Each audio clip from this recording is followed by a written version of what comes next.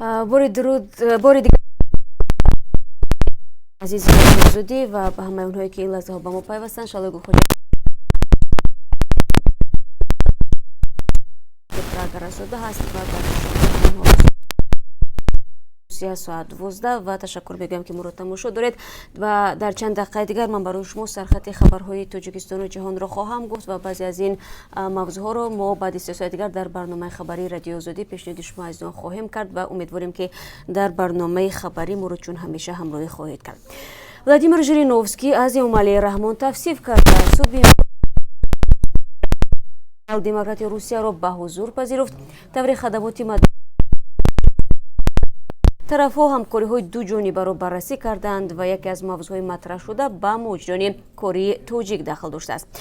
ژیرینوفسکی ضمن سخنرانی به سهم و تلاش‌های امالی رحمان در گسترش مناسبت‌های تاجیکستان و روسیه بهای بلند داده است.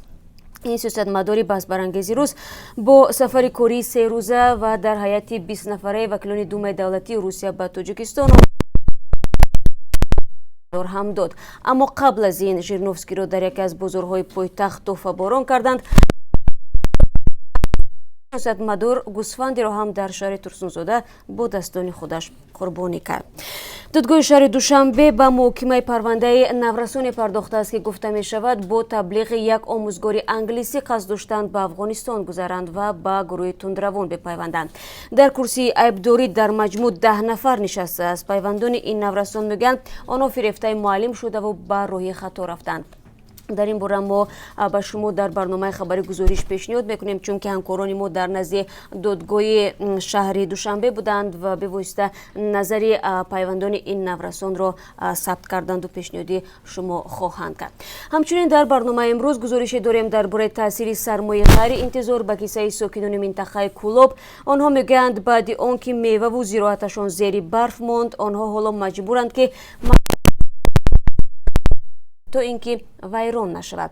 در این برابر اگر در برنامه امروز ما را همراهی کنید خواهید دید که چی طور بنابر باران‌های پی در پی چند روز اخیر در یک دوشنبه قبور آبگذر بند شد و سیلاب به منزل مردم در آمد. از ضمناً باید بگویم که همین لحظه ها در دوشنبه برف میبارد و ساکنان میگویند که واقعا هم هوا خیلی خنک شده است. دسانت‌های ناتو در ساحل‌های نروژ شیوه‌های رفع حمله‌های دشمن احتمالی را تمرین می‌کنند. در این رزمایش هزارها نظامی از ده‌ها کشور دنیا شرکت می‌ورزند.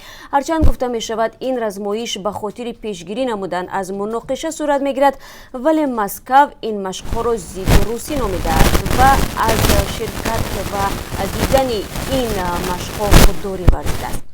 چرا وزنبرداران توجیک در سبقت ورزشی که در ترکمنستان برگزار می شود راه نیافتند؟ شرکت و غالبیت در این سبقت جهانی برای راه یافتن به بازی‌های المپیک توکیو 2020 امکان فراهم می‌کرد.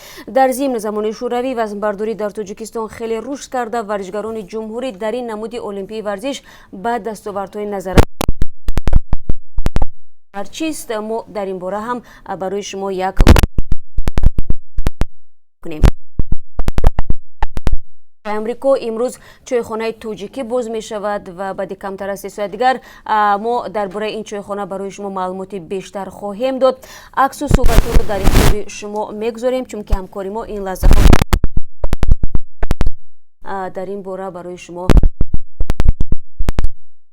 تا این لحظه باز ما چند خبری داغ و به قول مهم هم در دست داریم اما من منتظر شما از آن در پخش مستقیم برنامه خبری رادیوی آزادی میشم تا اینکه این خبرها رو به سهم شما برسونم و فراموش نکنید که ما رو در آزادی ویدیو کانال رادیو آزادی در یوتیوب میتوانید ببینید و همین گونه در www.azadi.org وبسایت رسمی آزادی و البته در شبکه‌های اجتماعی که بعداً ما در اونجا ثبت برنامه رو خواهیم گذاشت و اگر میخواید بدونید که دقیقاً برنامه خبری ساعت چند پخش می شود با نظر داشتی وقت زمستانه در پراگ ساعت 1 در روسیه ساعت 3 و در دوشنبه ساعت 5 و باوری دارم که در این روز جمعه و در آخر هفته کاری شما حتما این برنامه را تماشا میکنید و با خبرهای تازه حتما آگاهی خواهید یافت. همه شما رو من بعد از 3 ساعت دیگر منتظر میشم.